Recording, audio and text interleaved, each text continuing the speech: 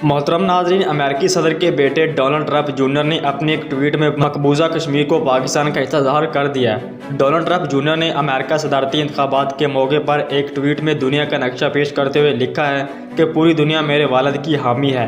Share किए गए नक्शे में मकबूजा कश्मीर को मुतनाज़ा इलाके की बजाय पाकिस्तान का हिस्सा ज़ाहिर किया गया है।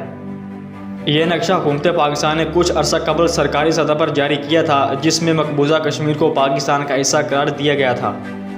डोनाल्ड ट्रंप की ट्वीट पर तबसरा करते हुए मशहूर अमेरिकी कॉमेडियन ने डोनाल्ड ट्रंप की जानिब से मकबूजा कश्मीर को पाकिस्तानी इलाका ज़ाहिर करने पर शुक्रिया अदा करते हुए अपने ट्वीट में कहा कि मकबूजा कश्मीर को पाकिस्तान का हिस्सा करार देने पर डोनाल्ड ट्रंप का शुक्रिया अदा करते हैं।